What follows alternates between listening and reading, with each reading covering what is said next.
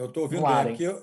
eu peço desculpa, irmão, porque eu estou aqui atendendo um pessoal que está na Não, homologação, que foram não tem demitidos problema. essa A semana. gente só Então, queria saber se seu microfone está funcionando bem, já estou vimos que ouvindo, está. tá bom? Ok, Pode ser que algumas vezes eu vou ter que fechar aqui um pouco sem para poder problema, atender o professor que está lá na homologação, tá bom? sem problema. Duda, Estou aqui. Estava com o microfone fechado só na disciplina, para não ficar o eco. Leonardo, a voz está boa, Leonardo? Tudo certo. Beleza. Alckmin? Ok. Ok. Pedrão? Rafael, podemos começar, querido? Estamos no ar já, Raimon. Meus amigos, minhas amigas, muitíssimo bom dia a todas e todos. Um prazer muito grande encontrar aqui com vocês mais essa conversa, mais esse bate-papo. É uma alegria recebê-las, uma alegria encontrá-las e encontrá-los nesta manhã de quinta-feira. E nós vamos hoje, na nossa roda de conversa, vamos conversar sobre o tema da retomada das atividades escolares na cidade do Rio de Janeiro. Tema esse que tem sido muito polêmico, tema esse que tem sido debatido em todos os cantos da cidade, tema esse que tem sido, inclusive, objeto de estudo, de pesquisa, de artigos feitos por estudiosos da educação e da questão sanitária no Brasil e no mundo todo. Sem apresentar qualquer planejamento que garanta a segurança sanitária das escolas, tanto para trabalhadores da educação como para os estudantes e suas famílias, o prefeito Marcelo Crivella insiste no tema, mas não consegue definir uma proposta concreta sobre o calendário escolar, datas e fases. Nós tivemos uma audiência pública na Câmara Municipal do Rio de Janeiro, onde 9.000 pessoas assistiam simultaneamente pelo YouTube, e a secretária de Saúde e de Educação nos deixaram com uma informação, depois o prefeito Crivella rompe essa informação e dá outra informação. Foi para compreender melhor esse quadro que o nosso mandato decidiu promover uma pesquisa que pudesse dar voz a quem vive diretamente a rotina escolar no seu cotidiano. Coordenada por Antônio Carlos Alckmin, que está aqui conosco, a quem a gente agradece e cumprimenta. O Alckmin é cientista social pela UF, doutor e mestre em ciência política pelo IUPERJ, pesquisador do IBGE. A pesquisa, então, coordenada por ele, foi realizada em julho, em plataforma virtual, e entrevistou 3.377 pessoas, entre trabalhadoras da educação, alunos e parentes e responsáveis.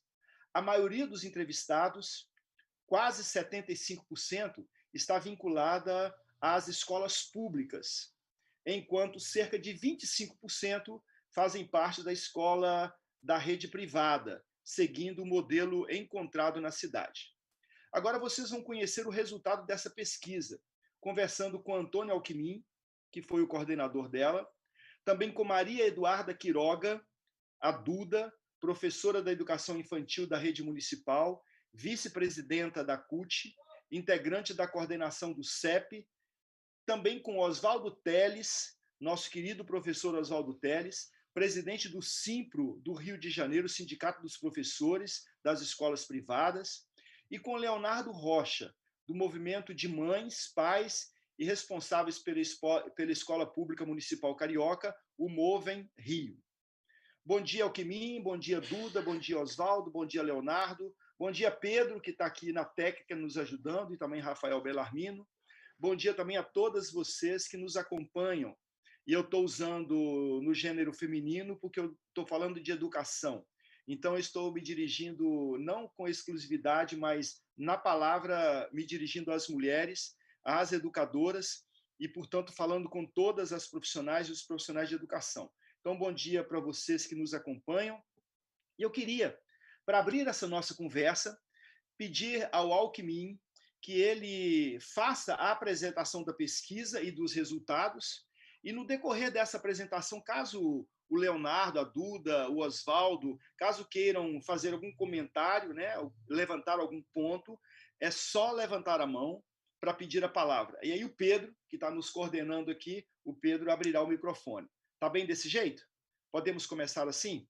Então, começamos com o Alckmin, a quem a gente agradece muito, que coordenou essa pesquisa e agora vai dar para nós assim, o resultado dela e nos ajudar a fazer as análises dessa pesquisa, que nós sabemos que é uma análise técnica. A gente espera que esperamos conseguir chegar com bastante tranquilidade, com bastante simplicidade até as pessoas que nos acompanham agora nesse momento pelo YouTube. Alckmin. Bom dia, vereador Raymond. Bom dia a todos. É com muita satisfação que realizamos aí esse trabalho, não em relação ao tema, nem ao conteúdo, mas em relação a esse esforço, né, de procurar basear, né, as nossas reflexões e decisões com base em informação e, portanto, em conhecimento.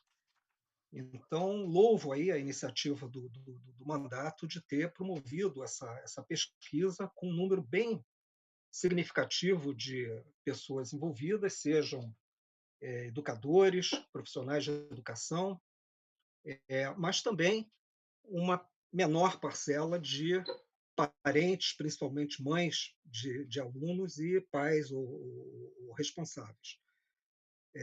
Então, essa é a primeira coisa que eu gostaria de registrar aqui, no momento em que, inclusive, o Ministério da Educação fez uma pesquisa nacional com estudantes sobre o Enem, e o próprio Ministério violou, né, os resultados da pesquisa, a expectativa dos estudantes em realizar o Enem num futuro mais distante, e antecipou o Enem, contrariando os resultados da própria consulta que fez.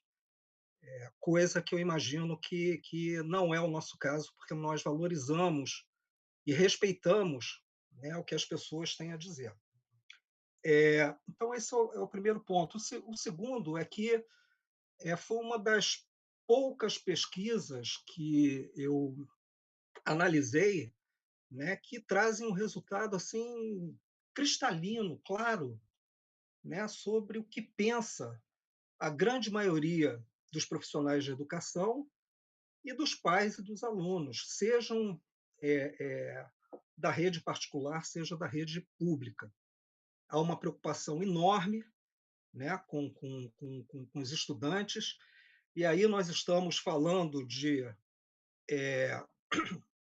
uma faixa etária de crianças, né, e adolescentes, que é o que constitui assim, os ensinos fundamental e de nível médio, né? Então, há uma preocupação enorme e há uma clareza muito grande em relação a qual seria a decisão mais razoável por parte dos responsáveis pelo sistema de educação na nossa cidade. Então, eu vou pedir então que já se coloque aqui a apresentação para a gente poder ir avaliando, né? Então, a pesquisa foi realizada no mês de julho, com 3.377 pessoas, né, numa amostra bastante robusta para esse tipo de pesquisa, e que, portanto, tem um nível de erro muito baixo, em torno de 2 ou menos por cento de erro, embora os resultados sejam tão diferenciados que a margem de erro ela nem passa a ser uma medida tão importante assim, né? Então, vamos aos resultados. Então, aí temos um pequeno texto, eu vou ler. A questão da reabertura das escolas no município do Rio de Janeiro, em meio à pandemia do coronavírus, traz inseguranças e incertezas aos profissionais de educação, aos alunos e suas famílias. Com o objetivo de identificar os principais problemas e dificuldades, o mandato do vereador Raymond realizou uma pesquisa, tendo como alvo os profissionais da educação sobre as condições das escolas, a possibilidade de adoção de protocolos de segurança e situação de saúde pessoal e familiar, dentre outras, a partir da realidade local. O processo de retorno às aulas é complexo e exige um amplo debate de quando será o melhor momento e de que forma se dará para garantir de forma segura a saúde de milhares de pessoas. Então, em relação à metodologia, o período da pesquisa foi de 25 de junho a 10 de julho, de 2020, foi feita uma pesquisa quantitativa através de um questionário estruturado que foi aplicado online. O público-alvo foram principalmente os profissionais de educação, mas também pais e alunos das redes públicas e privadas da cidade do Rio de Janeiro, e a amostra, então, foi 3.377 respondentes. Pode passar. Então, a primeira informação a isso é sobre o caráter público-privado, né, dessas instituições de ensino. A maioria, 74,5%, as entrevistas foram realizadas junto à rede pública, pessoas ligadas à rede pública de ensino. Pode passar. Aí nós temos, então, o vínculo, né? 0,9% de classes especiais, 2,7% educação de jovens e adultos, 25% educação infantil, creche e pré-escola, e aí esse já é um indicador importante, né? Um quarto dessas pessoas tem um vínculo com a idade dos mais jovens, né? Das crianças recém-nascidas ou na menor idade, né? E 36% também no ensino fundamental 1, né? Ou seja, os primeiros anos da educação do ensino fundamental. Isso vai ter um impacto depois na percepção dos pais e profissionais em relação a esse caráter, né? Mais de 50% dos alunos estão nessas idades mais tenras, né? da infância. Não obstante, nós temos 25% ligados ao ensino fundamental 2 e 9% em relação ao ensino médio. Pode passar.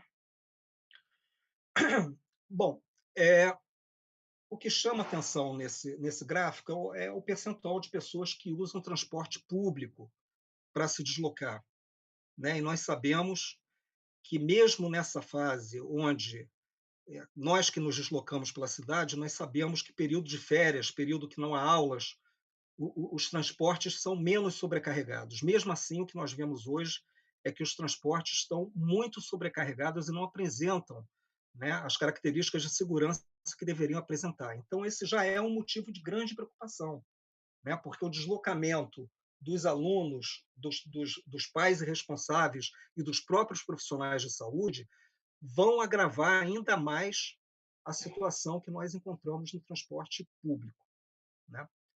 Apenas 1/3, né, se deslocam, tem uma condução própria de deslocamento, 19% se deslocam a pé. Pode passar. Bom, essa é uma pergunta difícil, né, porque, na verdade, se você olha aí o número de pessoas que declararam ter a Covid é de 4%, mas o não sei é de 34%. Né? O que significa que você pode ter assintomáticos, pode ter pessoas que tenham tido sintomas leves, né? E não fizeram o exame, principalmente. Né? Então, ela sequer sabem se tiveram a doença. Né? 60%, que é um número alto também para o risco de uma pandemia, afirmaram não terem tido Covid. Alguém na sua casa teve Covid, aí o número aumenta, né? Ele chega a quase 10% na família ou na residência, 10% de pessoas que tiveram a doença, 21% não sabem se tiveram, e 68% dizem que não tiveram. Faz parte do grupo de risco, aí mais um agravante, né? 55,5%. Aí já é um problema de saúde pública de outra natureza, né? Porque são pessoas com diabetes, pressão alta, doença cardíaca, pessoas idosas ou com doenças respiratórias. Então, mais da metade, o número é esse, né? da população do Rio de Janeiro, se a gente puder expandir isso para a população em geral, né? Tem algum tipo de comorbidade de morbidade que enfim, é um fator agravante para a própria Covid, né? 33% dizem que não fazem parte do grupo de risco. Quando você joga isso para a família, que é o próximo slide, aí o número fica bem maior, né? Muito maior. 71% da família dessas pessoas tem alguém com algum tipo de doença pré-existente, né? Então, é uma situação muito preocupante. Pode passar.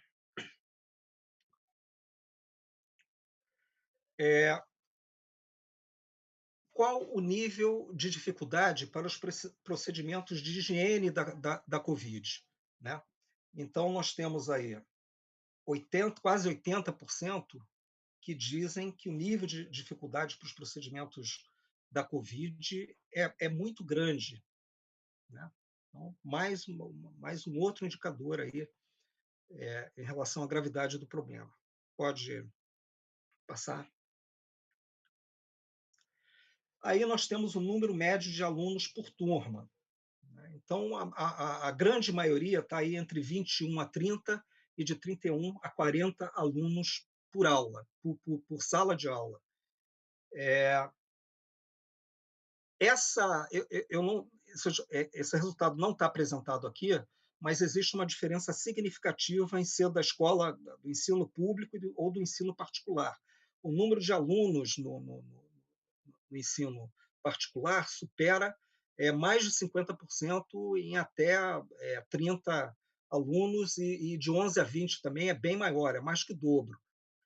Ao passo que as escolas do ensino público, eles têm um número maior de alunos em salas mais lotadas, né? Então, considerando, né, que existe uma diferença, inclusive, de estrutura, de infraestrutura, de condições de atendimento entre a rede pública e a particular, né, a maior sobrecarga de alunos nas salas de aula, isso vai ser apontado mais no final da pesquisa também, é mais um fator de agravamento, né, que faria o poder público pensar com muita seriedade em relação ao tema da volta às aulas. Pode passar. Sua unidade escolar possui um quantitativo de salas para a divisão das turmas? Aí não importa se é rede pública ou privada, não. Ninguém se preparou para isso, é uma questão nova, os protocolos não estão estabelecidos, né? Cada prefeitura vai adotar o tempo de volta e um protocolo diferente. Então, nós temos aí uma situação de total despreparo em relação à infraestrutura, no sentido de ter aí 1 metro, pelo menos, de distanciamento entre os alunos durante as aulas, que não é só esse o período de ocupação do ambiente escolar. Pode passar. Em relação às dimensões físicas das salas de aula, 94% não possui tamanho adequado por quantidade de alunos para o distanciamento social de 2 metros. Aí já colocamos um critério mais rígido, ou seja, quase a totalidade, né? Quer dizer, então não tem sala para ser ocupada, e as salas atualmente elas já têm uma sobrecarga de alunos. Então são dois problemas, né? São dois problemas graves que atingem a quase totalidade das escolas. Vamos lá. As salas têm ventilação adequada, com janelas que possam ser abertas? Esse é um dos melhores indicadores. 58% diz que não, e 40%, mas mesmo assim é grave, né? Porque se você considera que na rede pública a maioria das salas não tem ar-condicionado, que justificaria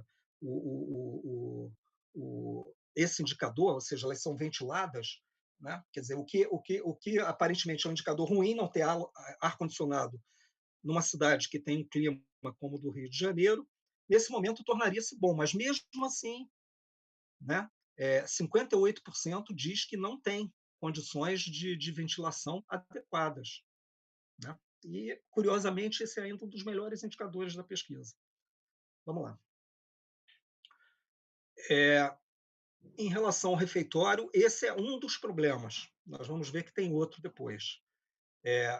87% não possui o tamanho adequado, né?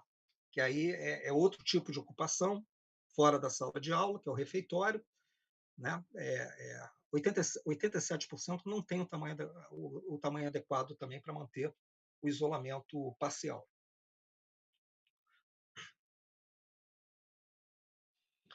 Sobre as condições de higienização,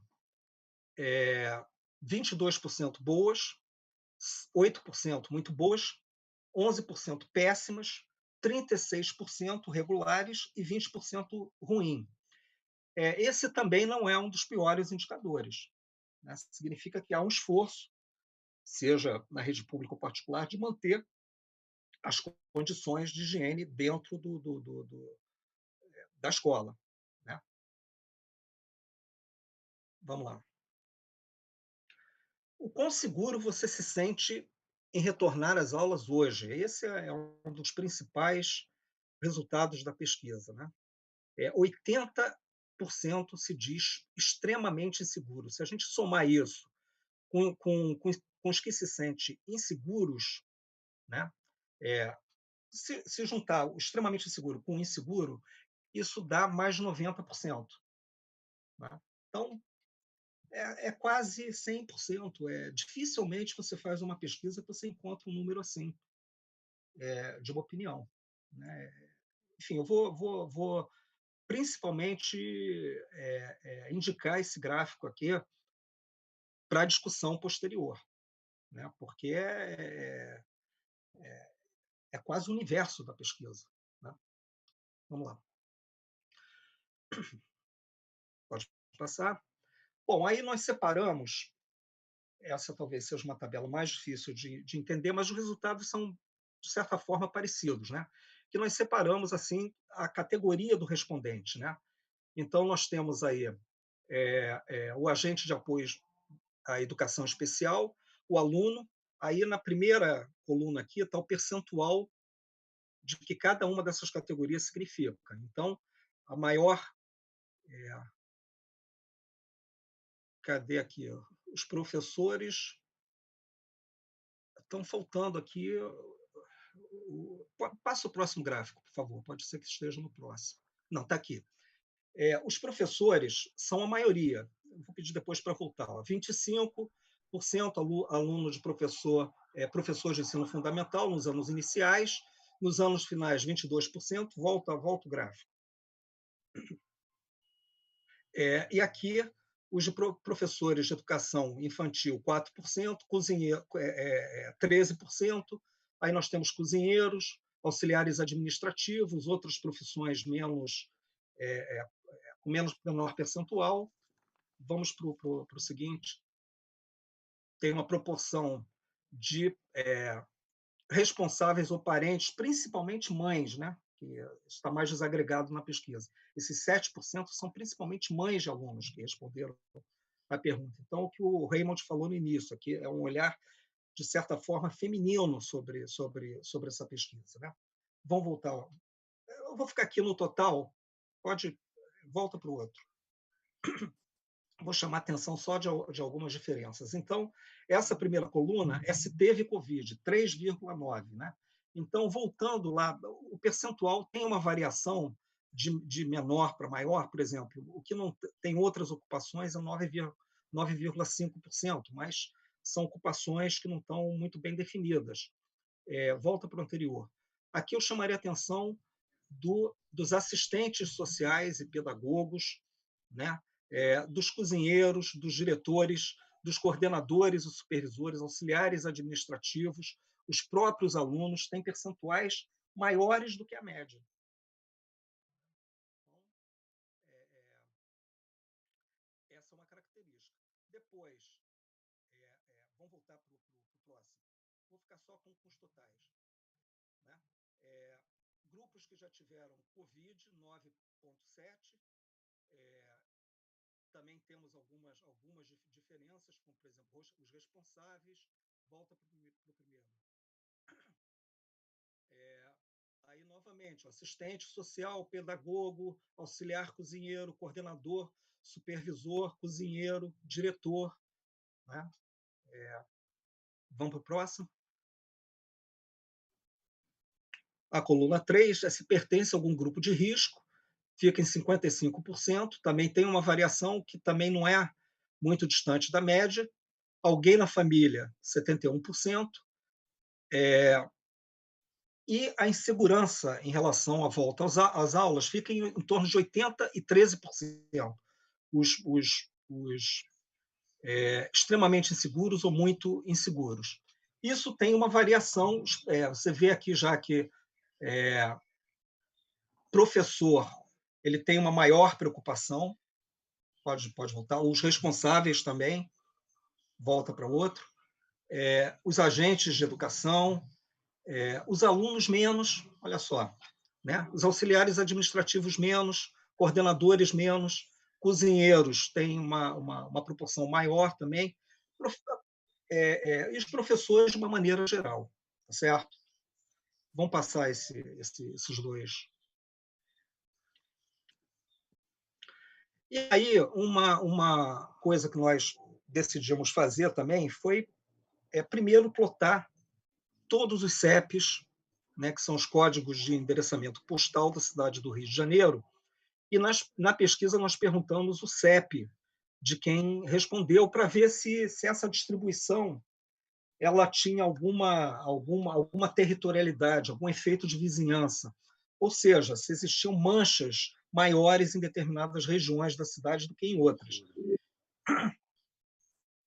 Nós temos aqui, em Raymond, cerca de 14 mil CEPs aí plotados nessa, o que é uma ferramenta interessante para a gente olhar em uma pesquisa sobre essa se tem algum tipo de efeito de vizinhança. Então, vamos lá.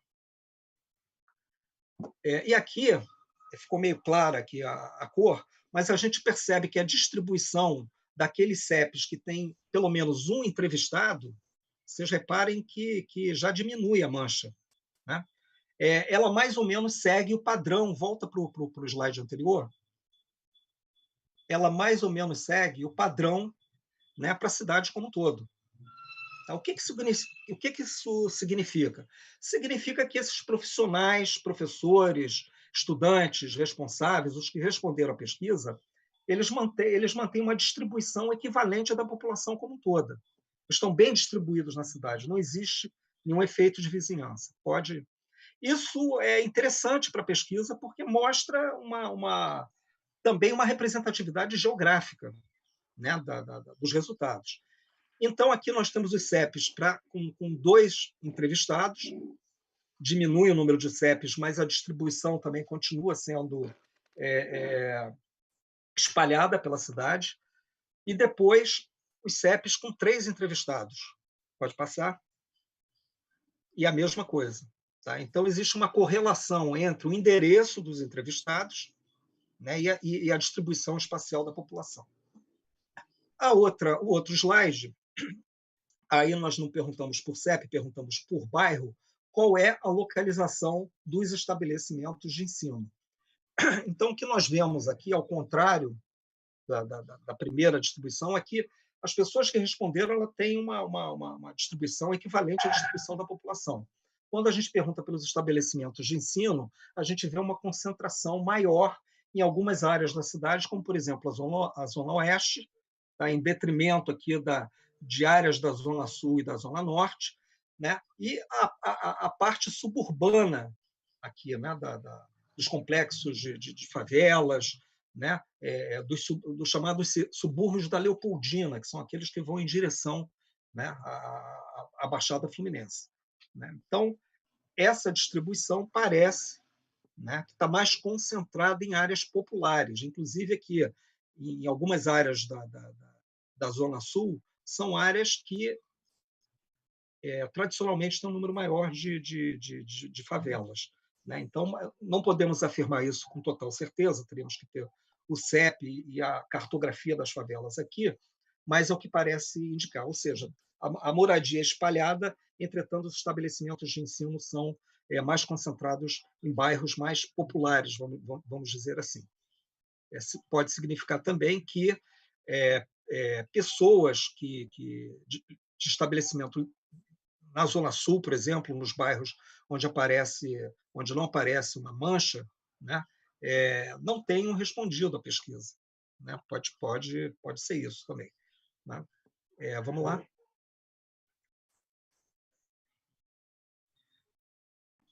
Calma aí que travou. Acabou, né? Não, acho que acabou. Acho que acabou. Acabou.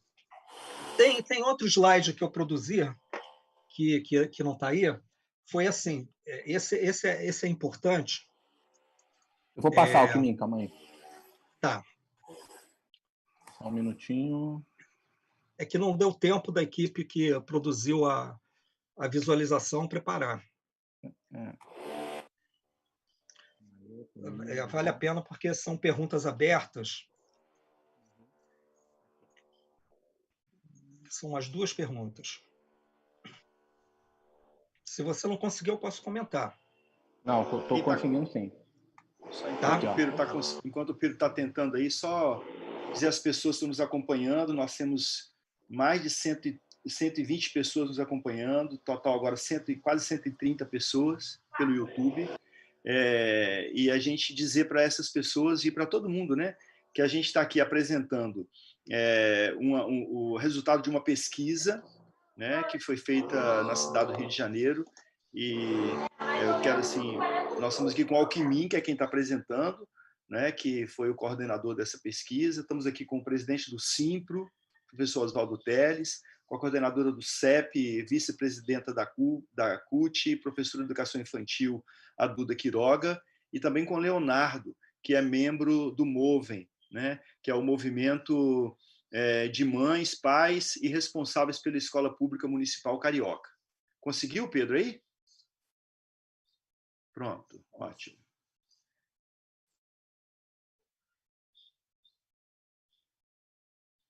Alckmin tem que abrir o microfone. Desculpe.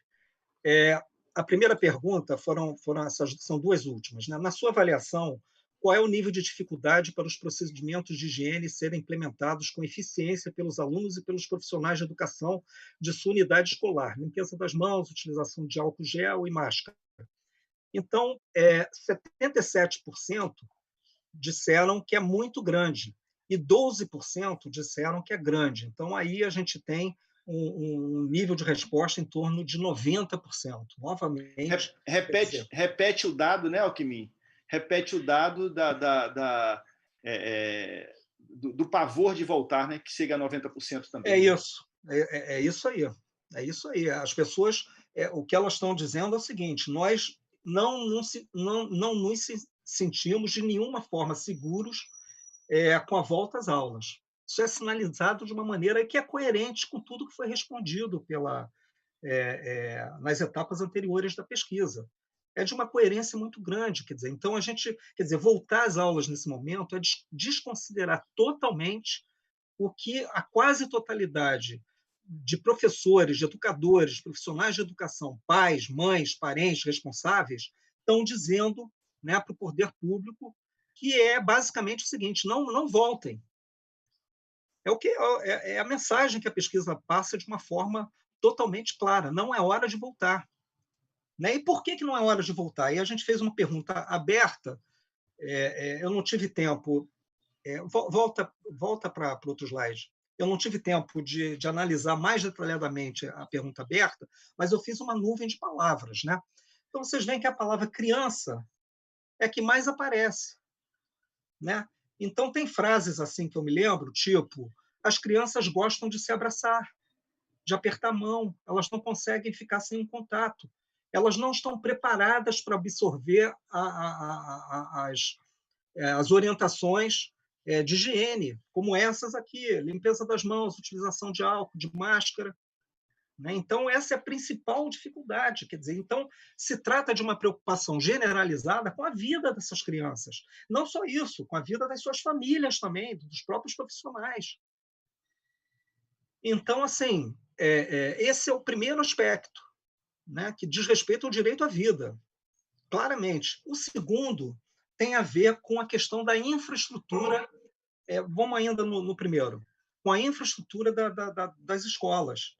as escolas não têm infraestrutura, não têm espaço, não têm ventilação, não têm as condições materiais. Tem uma resposta que diz assim: se não tem sabão para as crianças lavarem as mãos, como é que elas vão fazer higienização? Se não tem, se na escola tem apenas uma pessoa responsável pela limpeza, como é que vai ser essa limpeza mais, essa higienização mais radical? Né? Então, a questão da proteção das crianças. 2, a questão da infraestrutura material. 3, a questão da insuficiência de profissionais, né? Nessas escolas. Então, assim, a mensagem é muito clara, Raymond, dessas pessoas em relação ao que fazer no futuro. Né? Então, vamos passar para a segunda, que é mais ou menos a mesma ideia. Né? Você acha que os alunos conseguem manter o distanciamento social de 2 metros?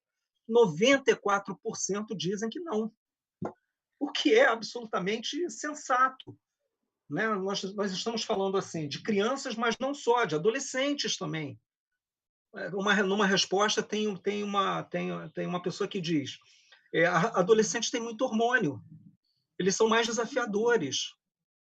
Né? Então, as crianças elas não têm um entendimento sobre o que realmente está acontecendo.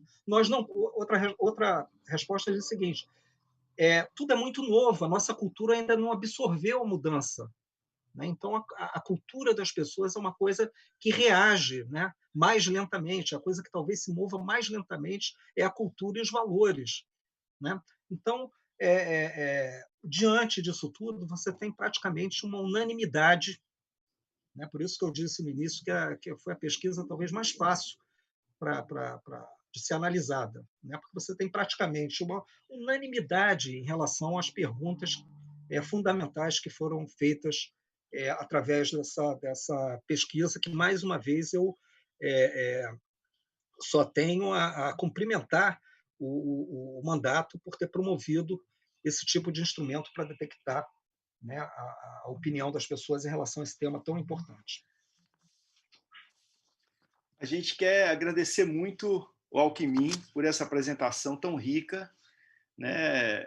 Como se não bastasse ter, de forma tão generosa, tão parceira, tão amiga, ajudado o mandato e coordenado essa pesquisa, produzido essa pesquisa com o mandato, e feita a tabulação, feita, na verdade, a leitura dessa pesquisa, que essa é uma questão que, por mais que a gente discuta as questões políticas, sanitárias, educacionais, a questão da leitura de dados é uma questão muito técnica, e nós não daríamos conta, com certeza, de fazê-la, e o Alckmin a faz de uma maneira muito simples, que eu imagino que todas as pessoas que estão nos acompanhando compreenderam a mensagem que essa pesquisa quer trazer para nós, uma pesquisa feita com 3.377 pessoas, ampliando-se por todo o território da cidade do Rio de Janeiro.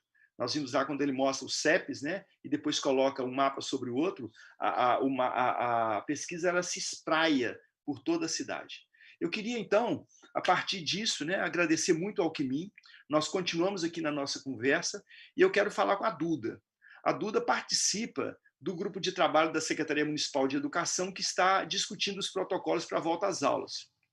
Duda, a pesquisa te ajudou a ter mais informações? Como é que está isso lá? Como é que está esse debate no grupo de trabalho que está vendo os protocolos de volta às aulas? Bom, Raymond, bom dia a todos os participantes dessa live, também todo mundo que está nos assistindo.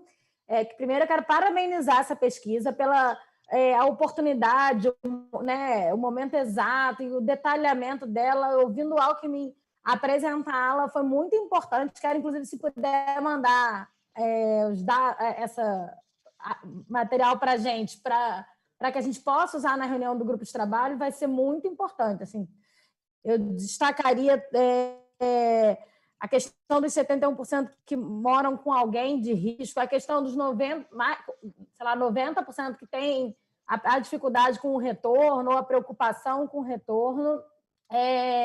E quando a gente tem um monte de escola que não tem nem água. A gente teve a crise da água em fevereiro e viu como que as nossas escolas públicas se portaram na crise da água, para a gente poder imaginar como será o retorno pós-pandemia, né?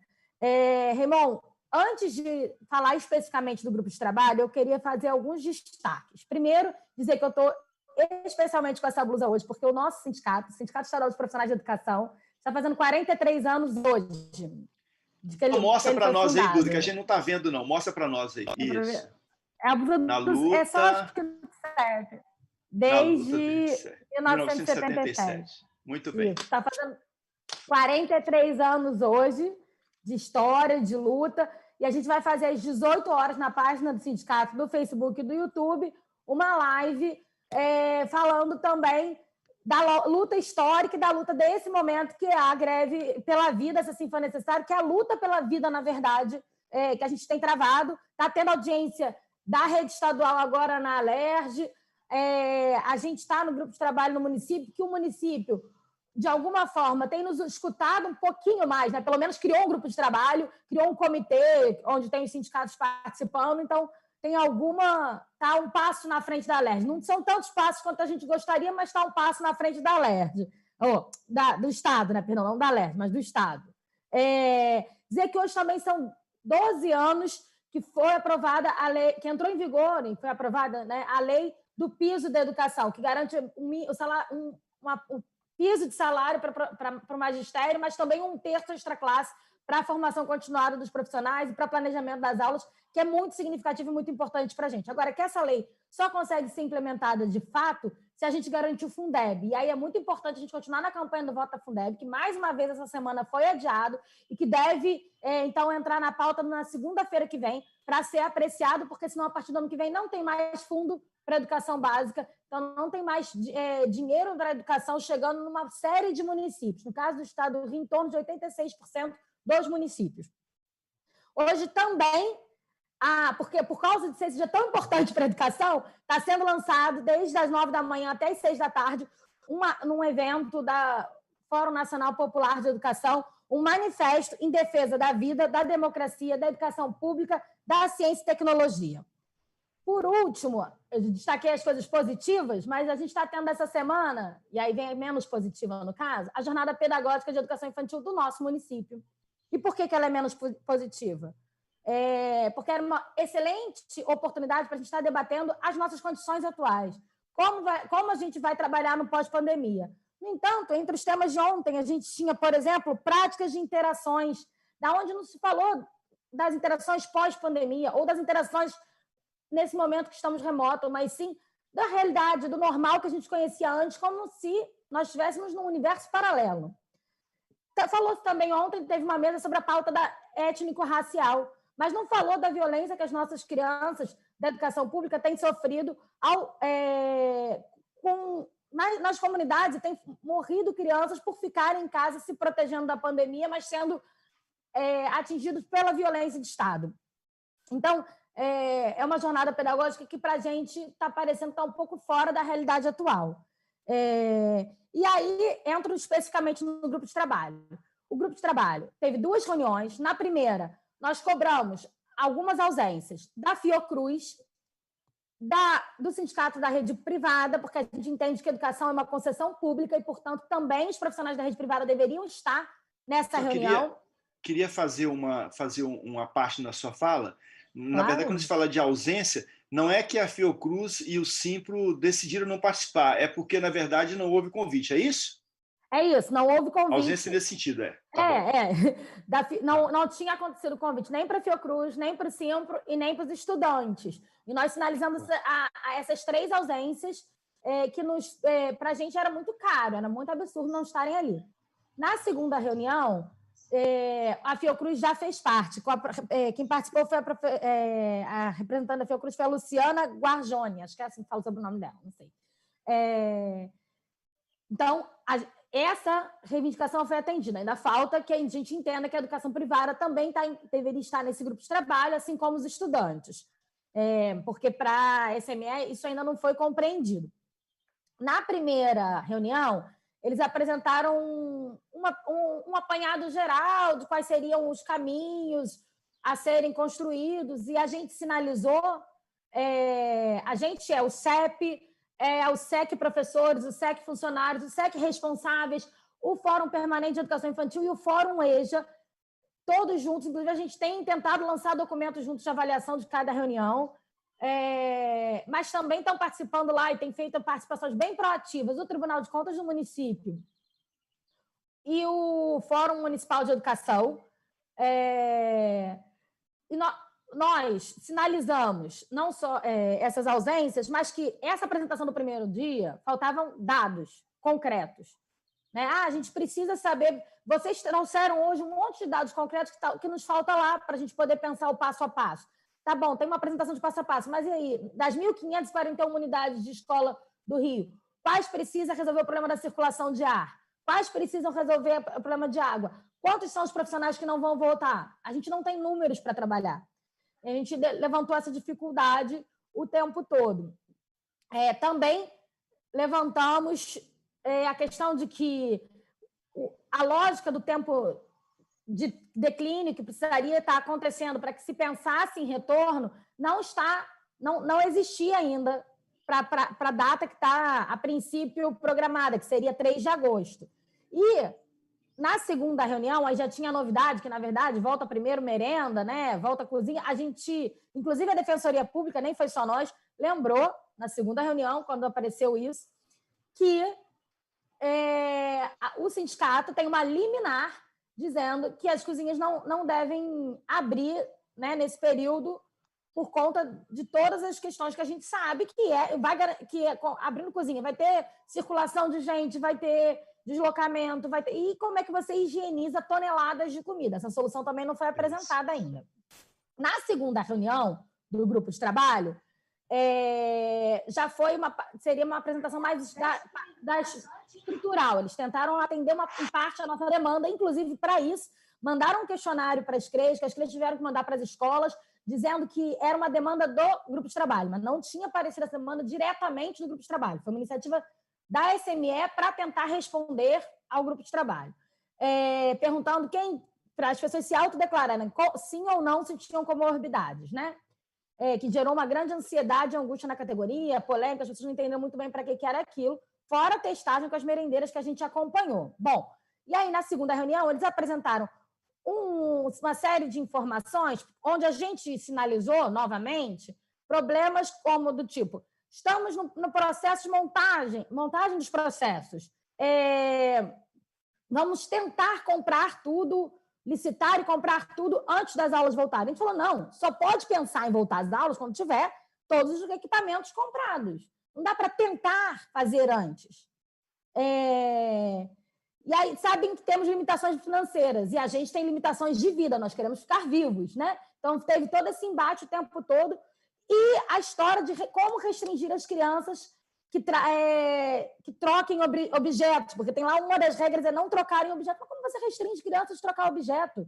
E nenhuma dessas explicações foram possíveis. Aí também apresentaram que iam medir temperatura dos profissionais, das crianças, dos profissionais, enfim, de todo mundo. Isso aí ia entrar na escola, quem não tivesse, né? Porque daí poderia fazer o controle na entrada. E aí a gente perguntou, você gasta em média 30 segundos para medir a temperatura de cada indivíduo. Como é que você vai fazer para que não tenha aglomeração na porta da escola, então? Tem estratégia? O que está pensado? Qual é a estratégia pensada? Mas também não tivemos resposta para esse tipo de pergunta. Fora que ônibus da Liberdade, né? Que em alguns lugares a gente tem ônibus da Liberdade, que pega as crianças para levar para as escolas. E aí, como é que vai funcionar o caso do ônibus da Liberdade? Vão fazer a testagem na porta da casa das pessoas? Vão fazer a testagem quando essas pessoas chegarem nas unidades escolares? E aí, se elas estiverem contaminadas, contaminaram todo mundo que está dentro do ônibus. Enfim, a gente levantou uma série de questões que não foram respondidas ainda. Amanhã é a próxima reunião do grupo de trabalho. A gente tem uma expectativa de que amanhã, né, a gente já tenha mais respostas. E, principalmente, a gente teve uma demanda que essa a gente já pode dizer que não foi atendida, porque já estamos na véspera da reunião, que o Tribunal de Contas do município pediu muito que fossem encaminhados antes para a gente os documentos que eles vão apresentar na reunião, para que a gente, de fato, pudesse ser um grupo de trabalho. Ou seja, para que a gente pudesse ler os documentos, ter conhecimento do que vai ser debatido e poder elaborar melhor os nossos questionamentos. Até agora, nós não recebemos esses documentos. Previamente, a reunião é amanhã às 10. Então, a gente já está achando que não vai ser atendida mais esta reivindicação. Então, Duda, a situação é um pouco essa. Claro, claro, claro. Ah. Olha só, a Duda é professora de educação infantil, né, gente? Sindicalista, a mulher do STEP, mulher da CUT. Isso aqui tem papo para metro, né, não, Oswaldo Telles? Eu queria, Duda, te pedir uma Não coisa. para de falar, vai cair 2 horas. Amanhã, Duda, quando terminar a reunião do grupo de trabalho, porque a gente está tentando levar essas informações, e é claro que você tem muitos canais para isso, etc., mas eu queria te pedir também que a gente combinar amanhã, quem sabe no final da tarde, a gente fazer um bate-papo no Instagram para você dar o retorno da reunião do grupo de trabalho amanhã, pode ser? Fazemos isso? Claro. Tá bom, então a gente vai amanhã dar retorno para esse povo aí. Quer concluir sua fala, Duda? Posso passar para os Teles? Não, pode passar, era isso. Já passei todos os informes que eu tinha. Pois é, agradecido demais, você é show. E aí, o Oswaldo, você falou quantos anos do CEP, Duda? 43. 43. Nós vamos pular agora para 89. 89 anos o nosso sindicato dos professores, o Simpro Rio, essa potência de sindicato que luta não só pelas questões salariais, mas por educação de qualidade. Professor Oswaldo Telles, eu queria, Oswaldo, que você... Inclusive, tem uma pergunta aqui no chat que eu queria trazê-la para você, da Luciane Lache. Escola particular pode decidir por conta própria que não voltará ao presencial caso as secretarias de educação determinem o retorno? Há amparo legal para isso? Se couber alguma pergunta, há amparo legal para isso? É isso. Então, essa é uma pergunta, mas eu queria que você fizesse um pouco um comentário também, Oswaldo, de como é que os donos de escolas e a comunidade escolar da rede privada estão se posicionando. Falar um pouco também daquela histórica assembleia de 2 semanas atrás, onde mais de 600 pessoas, delas 91%, e aí, Alckmin, confirma novamente a nossa pesquisa, por incrível que pareça, né? 91% dos presentes disseram não, sim à greve pela vida e não ao retorno às aulas nesse momento. Professor Oswaldo Telles, nosso querido presidente do sindicato do Simpro. Bom dia a todos e todas, bom dia aos presentes aqui. Agradecer o convite, Raimon, parabéns aí pela pesquisa, parabéns ao CEP, 43 anos, sindicato irmão, eu sou filiado ao CEP, porque eu também sou da rede pública, professores normalmente têm matrículas na rede pública e trabalham no setor privado, parabéns mais uma vez a esse grande sindicato, um grande sindicato que luta muito e que muitas vezes não é reconhecido por algumas pessoas que colocam o CEP como uma entidade radical. Não, radical ela tem que ser, porque nós defendemos os nossos direitos. E para defender o direito, nós temos que ir ao fundo para poder defender. Então, parabéns ao CEP. Parabéns aí ao Alckmin, né? Um belo trabalho, uma exposição maravilhosa, bem esclarecida, e que deu para compreender. É esse tipo de pesquisa, esse tipo de trabalho, é que a gente vai atingir 99%, que unanimidade, já dizia o nosso companheiro Nelson Rodrigues, que é tricolor, que deve estar triste hoje lá no túmulo, né? Não existe, unanimidade não existe. Vai ter sempre um grupo que vai ser contrário ou não vai saber responder porque não tem todas as informações. Mas essa informação é fundamental. A sociedade tem que entender o que está acontecendo. Algumas pessoas não estão entendendo, outras são negacionistas, negam a existência até da Terra, né, redonda, imagine outras coisas. E é apavorante, se você começa a ouvir a ciência, que é aquilo que nós temos que ouvir, né, é apavorante o que está acontecendo no mundo e na pandemia. Mas eu não vou entrar nessa discussão, não sou especialista, mas quero colocar o relato disso, que é muito importante, a informação. A sociedade tem que saber o que está acontecendo e os riscos que ela vai ter, e, evidentemente, vão morrer pessoas se continuarem com essa banalização da vida. Está tendo hoje uma banalização muito grande. O Brasil hoje bate 1.000 mortes por dia, né? Então, um monte de pessoas desempregadas é assim mesmo, um monte de pessoas morando na rua, passando fome, é assim mesmo. Então, nós estamos numa banalização agora, né, da vida. Morreu. Tem gente que não está nem dando importância para isso. Isso é grave na nossa sociedade, isso é muito triste. Respondendo à pergunta aí do bate-papo, né, do chat, né, hoje o Ministério da Educação até colocou a questão das aulas em ensino remoto, né, esse conceito que se fala hoje, teleaula, ensino teletrabalho, está até o final do ano. Se não mudar, as escolas podem continuar com esse ensino remoto. E tem aspecto legal para isso. É óbvio que, se abrir, tiver todo um processo de abertura, nós também temos que colocar aqui uma verdade. Não vai ter abertura total das escolas. Se tiver, vai ser parcial. Se tiver, né? Porque não tem condições nenhuma de ter abertura. 1.000 mortes no Brasil por dia, contaminação a 40 mil. Né? Mas o Rio diminuiu, a cidade do Rio diminuiu, mas Caxias, Nova Iguaçu, cresceu. Né? A questão do território é fundamental, a pesquisa aí mostrou isso. Então, não dá para analisar essas questões. Então, tem hoje aspectos legais, sim. Existe uma situação hoje que não é confortável, né, para todo o grupo de empresários. Também respondendo você, Raimon, tem grupo de empresários que não concorda também com a abertura agora.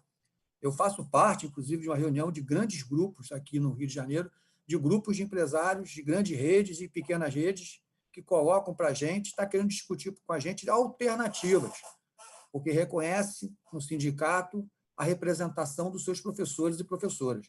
Então, também tem essa dúvida na sociedade. Ninguém tem certeza, e é óbvio, nós vivemos uma grande incerteza. Aquele que apresenta uma certeza, né, sem fundamento nenhum, né, então, esse não pode ter credibilidade.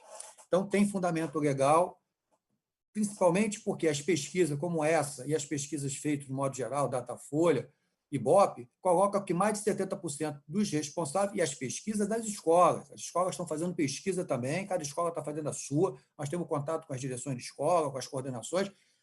O índice é esse, mais de 70% não vão voltar. Radicalmente dizendo, não vou voltar. Não vai voltar. Se tiver presencial, eles não vão voltar, porque eles estão com essa insegurança, como foi feita a pesquisa de vocês, de 90%. Não tem jeito, você não tem segurança. Como vai voltar podendo correr o risco do seu filho ou filha morrerem? Ou eles trouxerem a doença, porque isso não é uma gripezinha, isso é uma doença. Traz para a sua casa, pode matar pessoas da sua família ou dos seus vizinhos. Isso é grave, isso é sério. Então, esse debate tem que ser feito com seriedade. A prefeitura convidou a gente, através do prefeito do Rio, Crivella, para um debate com o patronal. Fizemos duas reuniões com o prefeito e uma com a secretária, no início de julho, que a ideia deles era flexibilizar e voltar à escola a partir do dia 10 ou 15 de julho. No decreto estava 10 de julho, mas a fala do prefeito na nossa reunião era 15 de julho, de forma gradual, como está num decreto. É óbvio que não teve consenso, porque nós não tínhamos condições de fazer uma loucura dessa. O sindicato ele pauta na ciência, né? Toda a nossa estrutura é na base científica. A autoridade hoje no país que pode dizer se temos condições de A ou B ou C, de voltar ou não voltar, não pode ser feito por questões econômicas, questões políticas, tem que ser feito por questões de saúde. São os especialistas de saúde que têm que dizer, vai ou não vai. O sindicato fez uma assembleia que teve quase 900 inscritos, que teve uma participação de 700 pessoas, muitos inscritos não conseguiram entrar, mas entraram em torno de 700 e poucos professores, uma assembleia virtual, inédita na nossa história de 89 anos, uma boa participação, e na hora da votação tinha em torno de quase 600 professores, que sai, cai, vota, tal, e, como o Raimon já adiantou, 91%, 92% decretaram, caso as autoridades abram escolas sem a formalização científica que pode abrir a escola, né, sem essa questão científica, por questões econômicas ou políticas, o sindicato decretou greve pela vida. Continuaremos trabalhando no ensino remoto, porém não vamos fazer aula presencial. É óbvio, a palavra greve no setor privado, a gente sabe como é que funciona, né? O patrão encara isso como nós vivemos um patronal, não na sua totalidade, mas em sua maioria, que acha que o trabalhador é escravo, que o trabalhador tem que fazer o que ele quer, a hora que ele quer, e trabalhar 24 horas por dia. O virtual possibilita isso, essa pressão, né? O cara quer fazer reunião às 9 horas da noite, tem escola que faz reunião às 9 horas da noite, etc. Então, o virtual possibilita essa exploração maior. E o professor do setor privado está trabalhando muito, porque essa exploração dessas escolas são imensas. Tem outras, não, que respeitam a carga horária, respeitam a questão pedagógica, mas não podemos também generalizar. Tem de tudo no setor privado, porque é um setor, não é uma rede. São mais de 2.500 escolas, com vários gestores, cada um com uma cabeça, né? Alguns têm uma postura mais democrática e outros não têm nada democrático, né? Acham que nós somos uma senzala. Infelizmente, é assim. E, para terminar, para não alongar, porque eu acho que é importante que outros coloquem, escolas são diferentes uma da outra. A discussão do retorno, os protocolos não são ruins. A maioria deles são bons, até os nossos, que nós fizemos, também não são ruins. Porém, o problema é cumprir esses protocolos. É como? Porque você tem vários agentes, você tem o professor, você tem os funcionários, você tem os alunos, como foi muito bem pela Duda, colocou aí, você tem os pais, você tem uma rede de pessoas que trabalham, o transporte coletivo, o transporte de escola, o pipoqueiro, o comércio local. É uma situação tão grande e que esses dias, eu ouvi um debate com o matemático Eduardo Masset, acho que é essa a pronúncia correta, que acabou, eu estava vendo, inclusive, acabou na rede, né? Foi uma hora, quase 2 horas de live, maravilhosa, inclusive, feita em São Paulo, e que ele foi categórico. Primeiro, temos que informar a sociedade do que está acontecendo, não estão informando corretamente. Essa é a grande realidade. Segundo, os riscos que ela está correndo. E ele citou um exemplo, e para mim é o exemplo que, quando ele falou, aquilo me chocou mais ainda, na questão da banalização da vida que as pessoas estão fazendo no Brasil hoje, infelizmente. 300 e poucas crianças de 0 a 5 anos faleceram, porque hoje a pressão grande para voltar no setor privado, pessoal, é educação infantil e creche. As escolas estão com problemas financeiros, os pais estão tirando, é verdade, o governo não está ajudando em nada essas empresas, né? Mas ele colocou essa questão, é um matemático que estuda em cima do que os cientistas hoje que estão estudando o vírus, e ele trabalha para isso, ele está, nesse momento, focado nisso. Morreram 300 e poucas crianças de 0 a 5 anos. Fala dele, né? Se abrir escola, vai morrer 38 por dia, tal. Em tantos dias vão chegar a 17 mil crianças. A sociedade tem que saber disso. E aí espalhou na rede, quando ele falou, se não me engano, foi terça-feira, live, a gente fica vendo tanta coisa que a gente pode perder a data, espalhou na rede, e é verdade que isso, a sociedade tem que se formar. Então, essa pesquisa, Raymond e Alckmin, tem que espalhar na sociedade do Rio de Janeiro, tem que colocar, porque é uma pesquisa que tem um cunho importante de informação, que coloca, nesse momento, que as pessoas estão pensando e estão inseguras. A pior coisa na vida é a insegurança. Eu dei esse exemplo um dia num debate. Ir para a escola hoje é a mesma coisa que acontece nessa sociedade brasileira, principalmente a carioca, que é muito violenta. É se você está na sua casa e na sua rua está tendo um tiroteio. E o dono da escola fala assim, pode vir, eu te dou segurança. Pode passar pelo tiroteio que nenhuma bala vai acertar em você. É mais ou menos isso que os donos de escola querem fazer com os pais. Leva seu filho, fica tranquilo, nós damos segurança a você. E o tiroteio está acontecendo. Ele acha que nenhuma bala vai acertar ele e nem o filho dele. Então, nessa loucura, nós do sindicato, do Simpro Rio, não podemos participar. Então, nós vamos estar firmes, fazendo aquilo que sempre fizemos. Quando tem que convocar a Assembleia para tomar decisão, quem decide é a categoria, são os professores e as professoras. E é assim que a gente vai continuar, tá bom? É isso que eu queria colocar aqui nesse momento.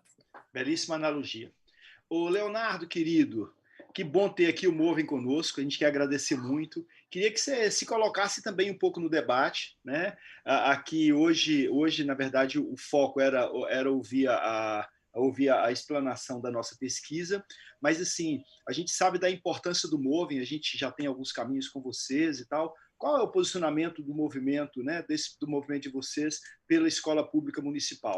Como é que vocês estão avaliando esse momento? Como é que o Movem está avaliando esse momento? O que você diz para nós de tudo isso que a gente está debatendo? Bom dia, agora já boa tarde, Raymond, a todo mundo.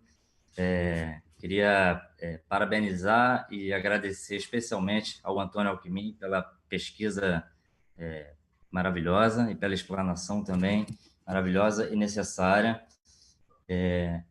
A Duda falou dos 12 anos da Lei do Piso, tem o aniversário do CEP, e eu queria também falar que a gente passou há poucos dias pelo aniversário de 30 anos do ECA, do Estatuto da Criança e do Adolescente. Dia 13, claro.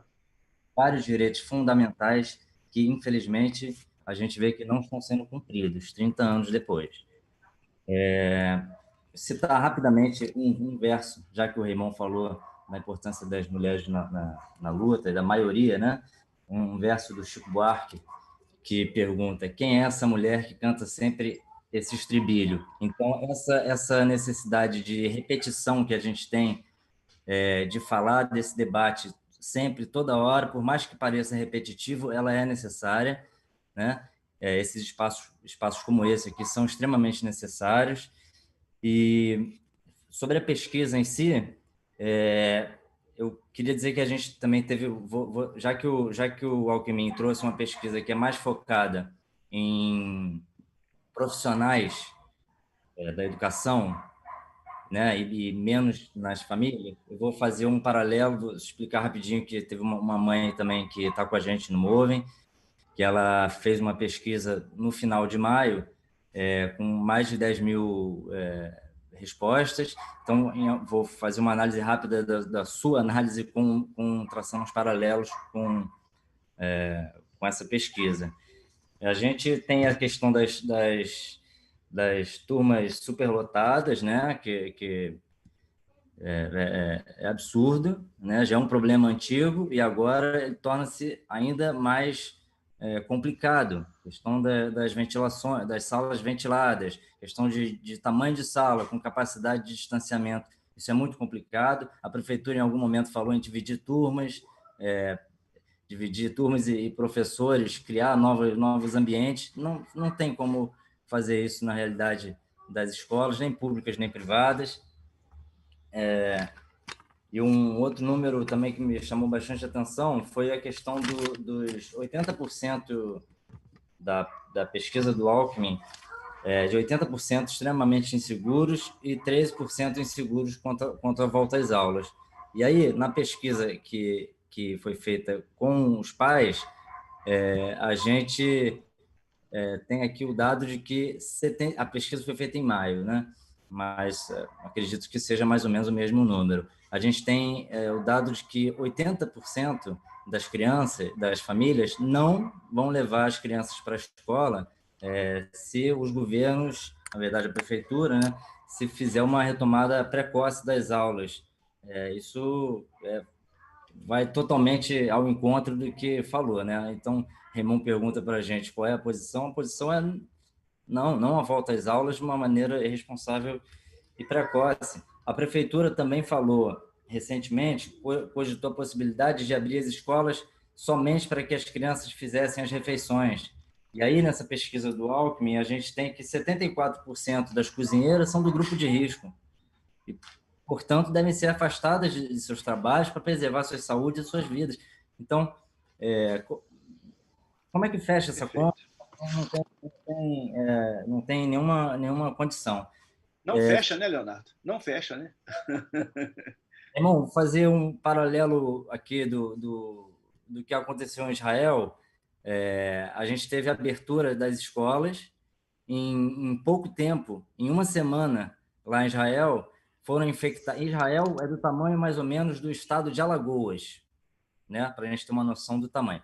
Em uma semana lá, 1.300 estudantes, perdão, em uma semana não, em um mês, 1.300 estudantes foram infectados e 700 profissionais das escolas foram infectados. Isso num país do tamanho de Alagoas. Então, como você imagina isso aqui no Rio de Janeiro, na maior rede de educação da América Latina? Sabe, é muita gente, são 650 mil alunos praticamente. Entende? Isso é muito preocupante. Esse número que o Oswaldo apresentou aqui, do matemático da FGV, que apresentou em parceria com o Instituto Butantan essas estimativas, isso. O Oswaldo já falou, mas eu vou repetir porque é um número realmente impressionante. Se a gente abrir as escolas agora e retomar, a gente até os próximos meses vai ter uma estimativa de 17 mil mortes de crianças de 0 a 5 anos. Ele nem considerou as outras crianças das idades mais avançadas. Isso é um absurdo, isso é inaceitável. Sabe? Não tem como a gente aceitar. E por isso eu vou colocar as 3 perguntas que a gente vem feito. A primeira é: quantas vidas a secretária Thalma está disposta a tirar? Quantas vidas de criança ela está disposta a tirar? Quantas câmeras frigoríficas foram contratadas ou estão sendo contratadas para receber os corpos dessas crianças? E quanto valem as vidas dessas crianças? São essas as perguntas que são dolorosas de fazer, mas necessárias. Então, com isso, eu concluo por aqui. Pois é. Muito obrigado, viu, Leonardo? O tema, né, que a gente está tratando aqui e o nosso mandato, quando se envolve com a questão da educação, eu queria fazer um resgate, a Duda e o Oswaldo sabem muito bem disso. Eu participei durante 8 anos da Comissão de Educação da Câmara. E desde 2010, né? Então, aliás, 2009, 10, 11, 12, 13, 14, 15 e 16, 8 anos.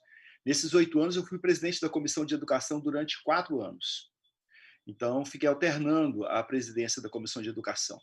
E o fato de, a partir de 2017, não estar na Comissão de Educação, não por vontade minha, mas porque eu fui sacado da Comissão de Educação, fui tirado da Comissão de Educação. E também eu falo isso, mas não estou aqui dizendo que impediram de fazer trabalho de educação de maneira nenhuma. A gente continua envolvido com a educação porque a gente sabe da importância desse processo, né? E esse processo é um processo político, a gente não tem dúvida nenhuma. A educação é a ferramenta política mais potente que nós temos, a gente não pode perder isso de vista. E nós não podemos, com a educação, brincar com a vida das pessoas. Então, quando o nosso mandato, né, promove uma pesquisa dessa, para ouvir o trabalhador da educação, a trabalhadora da educação, é porque a gente sabe que não dá para pensar a educação se não for com quem tem o pé no chão da escola. Não dá para pensar a educação a partir dos gabinetes, Alckmin. Né? E aí eu trago, né, da minha trajetória de vida política e de vida pessoal, né, eu trago alguns elementos que são importantíssimos. Né? Eu tenho uma grande amiga falecida no dia 4 de maio de 2018, que se chama Maria Lúcia Pereira, uma moradora em situação de rua que durante mais de 20 anos morou nas ruas de Salvador, depois resgatou sua própria vida e transformou-se na maior liderança política do Movimento Nacional de População em Situação de Rua, e ela deixou para nós uma alcunha, uma marca, né, uma fala. Ela disse assim: não falem de nós sem nós. Então não dá para falar da educação, Duda, sem a gente falar com o professor de educação infantil, sem a gente falar com o agente de educação infantil, que agora, é bom que se diga, ganharam com uma decisão do ministro Alexandre de Moraes a incorporação na função do magistério. Né? Essa última semana agora, uma luta que a gente tem feito aqui com as agentes de educação infantil, que são bravas companheiras, bravas mulheres, com formação pedagógica, com formação de magistério, etc. Não dá para falar sem falar com as merendeiras, não dá para falar sem falar com secretárias escolares, não dá para falar sem falar com as direções, não dá para falar sem falar com todas as pessoas que compõem o universo da educação, como não dá para falar sem conversar com as crianças, com os adolescentes e jovens, como não dá para conversar sobre educação e fazer política educacional sem conversar com pais e mães familiares das nossas crianças, dos nossos adolescentes. Então, essa pesquisa ela tem esse desejo de ouvir como é que está o chão da escola. Como é que está o chão da escola? Né? E talvez, né, o Leonardo, isso que você fala da pesquisa que o Movem faz e fez, né? E é importante esse cruzamento das duas pesquisas, porque a gente vai ver que eles, de certa forma, se encontram.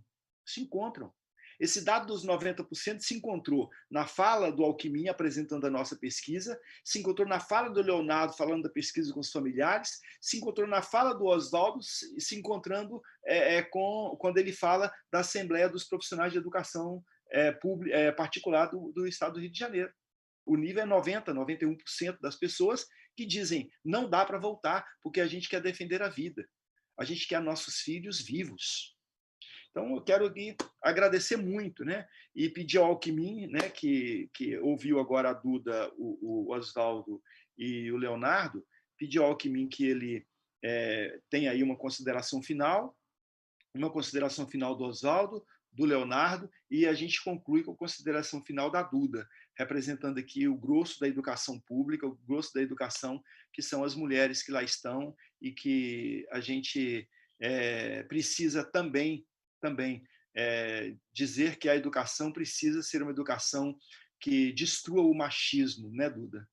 Que bote relações igualitárias e que, portanto, vença esse patriarcado, né, o machismo que há na sociedade. Então, você conclui para nós, Duda. Por enquanto, agora o Alckmin, Leonardo, Oswaldo e Duda. Alckmin. Fiquei muito satisfeito aqui com o debate e realmente sublinhar essa fala do Raymond da convergência, né, dessas informações e saber que o trabalho realizado pelo mandato coincide com o conhecimento que vem sendo adquirido pelo movimento dos trabalhadores e pelo movimento social. Isso só reforça, né, a importância, a existência desse trabalho. Eu queria fazer uma última reflexão, talvez de cunho mais filosófico, muito em cima do que o Leonardo falou, né? Eu sou cientista político e um dos autores considerados malditos dentro da ciência política é o Hobbes, né? Que escreveu o Leviatã no século XVII. Era um cara que morreu com mais de 90 anos porque tinha medo, né? E isso ele mostra no Leviatã, né? Ele diz que o homem, né, se caracteriza por dois impulsos, né? O do medo da morte e da busca do prazer, né? E o medo da morte é que faz com que ele constitua um Estado que vai dominá-lo. Aí o caráter autoritário da mensagem de Hobbes, né? Mas a ideia de que nós temos medo, né? Nós queremos viver na plenitude da existência através dos prazeres, mas nós temos medo da dor e da morte. E olhando a conjuntura nacional, eu vejo que Hobbes não estava muito certo, não, né? Porque nós flertamos com a morte, é o que nós estamos fazendo, né? Quer dizer, nós vemos uma sociedade que determinados segmentos, embora não sejam totalitários, saem às ruas, fazem aglomeração, agridem agentes públicos que estão defendendo a segurança de todos, né? Nós estamos fazendo um carnaval, brincando com a morte. E essa pesquisa, de forma contrária, porque mexe com um tema muito sensível, né, da sociedade, que são as crianças, os filhos, né, o futuro, né? Ele, por outro lado, está sinalizando que ainda existe esse sentimento das pessoas de dizerem não. A vida é uma coisa importante, nós queremos preservá-la para o futuro dos nossos filhos, né, e também para os idosos, né, que estão em casa e vão receber esses filhos, muitas vezes infectados, assintomáticos, né, que talvez a grande maioria não vá morrer, mas pode fazer com que o seu parente dentro de casa morra. Então, nós estamos falando aí de valores muito caros, como o valor do futuro dos nossos filhos e da preservação da vida, da família. Então, eu fico dividido, né, e eu quero apostar, né, exatamente nesse recado que esse segmento fundamental da educação está nos dando, né? De uma forma muito incisiva, dizendo o seguinte: vamos fazer uma greve pela vida. Isso é importantíssimo, né? Essa sinalização que exatamente o setor pedagógico, né, está dando para a sociedade. Então, era essa mensagem que eu queria deixar aqui para vocês nesse final. Obrigado, Alckmin. Leonardo, suas considerações finais, querido. Beleza. Eu queria finalizar aqui com 2 informes, mas antes do informe, só fazer uma pequena homenagem à memória de uma pessoa uma grande figura que nós perdemos nos últimos dias, que acho que não, se a gente aqui nesses espaços está falando de luta contra arbitrariedades de governos autoritários e nefastos, se a gente fala de defesa de bandeiras de justiça social, de direitos básicos e fundamentais, de militância política, de resistência, de persistência e de existência, a gente não tem como não se lembrar do grande Alfredo Sirquis, que é um cara extremamente importante na nossa história recente brasileira, política, e então queria assim realmente deixar registrado essa homenagem a esse cara importante. Faço coro à sua homenagem. Fui colega do Sirquis durante 2 anos, entre 2009 e 2010, quando fomos vereadores juntos. Aí, em 2010, ele candidatou-se, elegeu-se deputado federal e deixou a Câmara. Mas, verdadeiramente, um grande companheiro. Que Deus o tenha. Muito inspirador. Os informes que eu queria dar são os seguintes. A gente está estabelecendo, já começamos anteontem a divulgar uma pesquisa nossa, do MOVEM, para as famílias exclusivamente das escolas municipais, não contempla as escolas particulares, porque a nossa atuação é mais voltada para as municipais, mas uma pesquisa em que a gente pergunta sobre uma outra gravíssima questão, que são a entrega de cestas básicas, né? A gente tem 650 mil alunos na rede, deveriam estar recebendo uma cesta por mês, e a prefeitura, no seu site oficial, se vangloria e orgulha de anunciar que desde o início da pandemia até agora foram distribuídas 300 mil cestas. Isso é a metade do que deveria ter sido distribuído em um mês. A gente está há 4 meses. É um número absurdo. E por isso a gente está fazendo essa pesquisa para fazer esse levantamento. Gostaríamos de pedir, Raymond, também, se você pudesse, através das suas redes, ajudar na divulgação dessa pesquisa. Outros parlamentares já quiseram ajudar, acho que o Renato Cinco já chegou a publicar também. Seria bastante importante para a gente ter um retrato legal, quem sabe chegar aos pés do retrato que o Alckmin conseguiu levantar dentro do universo dos profissionais de educação. Dizer também o segundo informe, que, bom, só rapidinho, a gente foi falar de greve, então, assim, se houver a necessidade de greve frente às arbitrariedades aí de reabertura das escolas, tanto do CEP como do Simpro, como tem sido encaminhado, né? Estamos de total apoio. O segundo informe, na verdade, é o seguinte: existe um ato que vai acontecer na próxima terça-feira, dia 21, às 10 da manhã, pelo direito à vida, pelo direito à alimentação e também pela manutenção do pagamento dos servidores. Ele é um ato que vai acontecer em frente à prefeitura. A gente pede muito que as pessoas não levem criança, que as pessoas usem máscaras, levem álcool gel, respeitem o distanciamento social lá de 1,5 metro. É um risco sair de casa para participar de um ato? Mas ficar em casa e morrer de fome também é uma coisa grave. Então, a gente finaliza esse ato aí, finaliza esse informe convidando para esse ato, porque, afinal, se correr o bicho pega e se ficar o bicho come. E adaptando essa frase para essa nova realidade, se correr o vírus pega e se ficar o filho não come. É isso. Boa tarde a todos. Obrigado, Leonardo. Oswaldo, professor querido. Vamos lá, vou ser bem sucinto aqui. Esse ano faz 100 anos, né, do Florestan Fernandes, está sendo comemorado aí, e 120 anos de Anísio Teixeira. Anísio Teixeira. Foi agora esses dias? Foi agora. O sindicato vai fazer uma campanha de valorização do professor, da vida e do emprego. Nós estamos fazendo uma campanha que vai durar até o 15 de outubro, vai começar essa semana, essa campanha.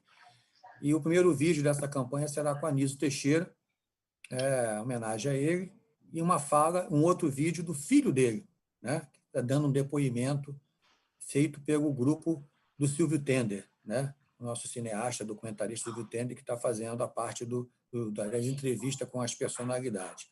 Então, o sindicato está fazendo essa campanha, nesse momento, em defesa do emprego, da vida e da valorização do professor, do magistério como um todo.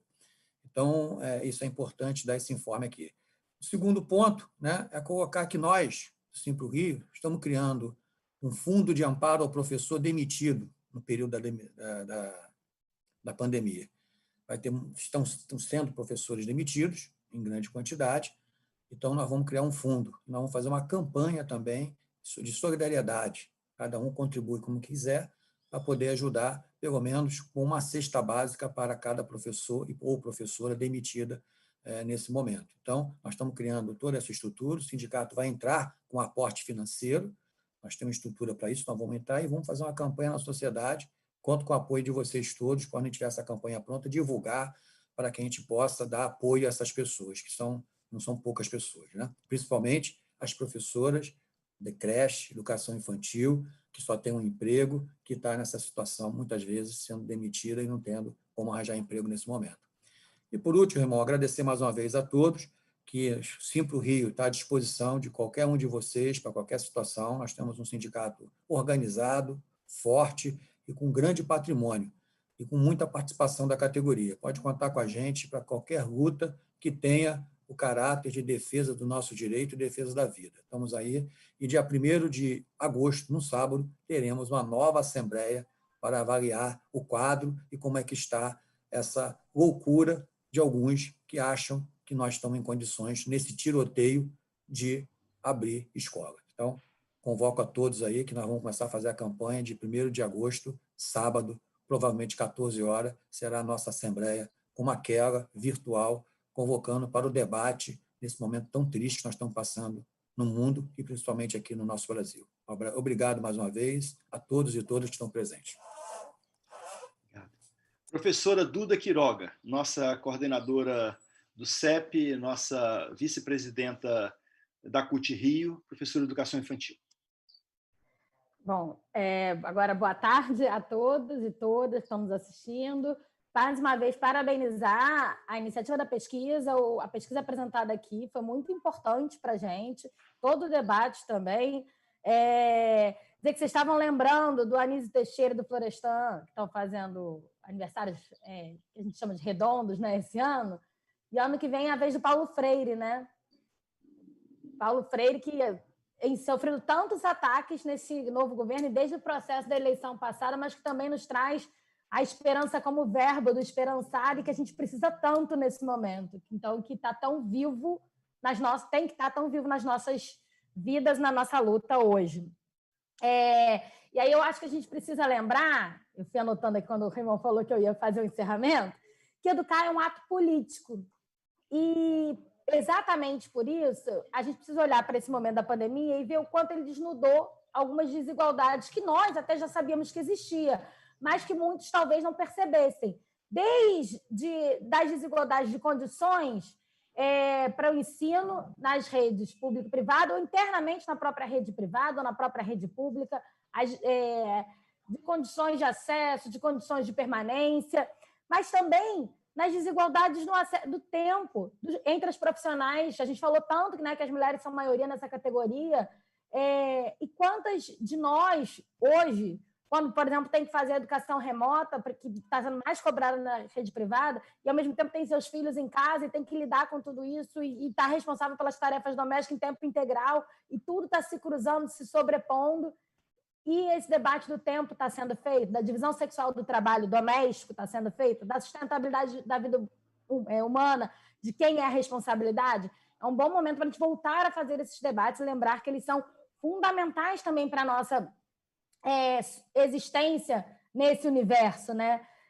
E o medo que vocês tanto falaram aqui hoje também, e que é muito importante, que nos move ou nos paralisa em alguns momentos, também tem sido um tema recorrente na TV CEP. A gente tem feito a TV CEP toda terça e quinta, e algumas vezes uns temas extras. Essa semana teve um na segunda, que discutiu o mal-estar docente, né? Essa coisa de como está o docente nesse momento da pandemia. E aí a gente teve a presença da Associação Brasileira de Psicanálise e também da Fiocruz nesse debate, e o medo foi uma pauta muito presente ali, e está sendo nas nossas vidas. E a gente também tem percebido, acho que nesse bojo do que foi desnudado, uma ausência das políticas públicas que pensem na criança, na infância. Esse é um ano de eleição municipal. Raymond é um vereador importante nas lutas. E acho que é importante a gente lembrar que a cidade não é pensada para as crianças, não é pensada para a infância. E aí, toda vez que você fala na criança, que tem que ter uma estratégia para a criança, parece que a única estratégia existente para a criança é a escola. Escola é fundamental e é um direito da criança, para ela aprender, para ela construir interações e relações, para construir sua autonomia e sua autoria no seu processo de construção do conhecimento. Mas não é só a escola que a criança precisa. Tem uma série de outras políticas públicas que deveriam ser pensadas para a criança, deveria ter uma cidade mais pensada arquitetonicamente, do ponto de vista da sua mobilidade urbana, pensada para as crianças também, e a gente hoje vê mais evidente do que nunca que isso não é uma realidade aqui. Tudo bem, não é só aqui, talvez no mundo, só Reggio Emília, na Itália, tem de fato uma cidade para as crianças, mas se a gente agora tem a possibilidade de olhar para isso e tentar no futuro agir diferente. Então, acho que essa é uma das lições também que ficam dessa pandemia. Lembro, Raymond, que toda vez que você fala que em 2009 você entrou na Comissão de Educação, que nós entramos nessa rede de alguma forma juntos, né? Eu sou professora da rede municipal desde janeiro de 2009, então nós estamos nessa luta e nessa trilha diretamente envolvidos com a educação pública municipal, porque indiretamente nós dois já estávamos com certeza nessa luta, mas diretamente juntos e ao mesmo tempo trilhando essa resistência por uma educação pública gratuita e de qualidade. Porque é isso, a educação existe, resiste, e essa é uma tarefa de todos e todas nós, e nos últimos 43 anos, que bom que a gente pôde contar com o CEP para nos representar nesse processo, e aí eu termino com a nossa insígnia, lembrando que às 18 horas tem o ao vivo do CEP sobre o nosso dia, né, os 43 anos de luta, mas também a luta do momento, e eu termino falando, então, que o CEP somos nós, nossa força, nossa voz. Boa tarde a todos e todas. Obrigado, Duda. Pessoal, eu quero agradecer muito a vocês, viu? Agradecer muito. Dizer, assim, um agradecimento muito carinhoso à Duda, também muito carinhoso ao Oswaldo, ao Leonardo. Quero, Leonardo, que você leve um abraço ao pessoal do Movem, viu? Vocês são uma referência, se constituíram já uma referência na luta da educação do Rio de Janeiro. Então, agradecer muito a presença de vocês. Todas as vezes que a gente precisou, vocês estiveram a postos. Colocar o nosso mandato inteiramente à disposição também. Agradecer ao Alckmin, que tem sido assim, um parceiro de muitas lutas, de muitas frentes, e dizer a todo mundo que nos acompanhou que a luta não pode prescindir da presença de ninguém. Ninguém pode cruzar os braços nesse momento, todos são importantes, todos somos importantes, e haveremos de vencer. Os bufões passarão, né? O que na verdade tem caminho sequencial é o amor, a solidariedade, a bondade, a ternura, a felicidade, né? Essa cara feia desse momento da política brasileira, isso ficará no retrovisor, né? Nós reconstruiremos a democracia que esse pessoal está tirando de nós. Reconstruiremos na luta e, portanto, ninguém pode ficar de fora. A todos vocês, muito obrigado. Estamos terminando aqui a nossa live, a nossa conversa. Eu aprendi coisa pra caramba com vocês hoje. Quero agradecer muito, viu? Um beijo para vocês 4. Aliás, para o Pedro e para o Rafael também. E para todo mundo que está nos assistindo aí pelo YouTube. Fiquem com Deus. Paz e bem.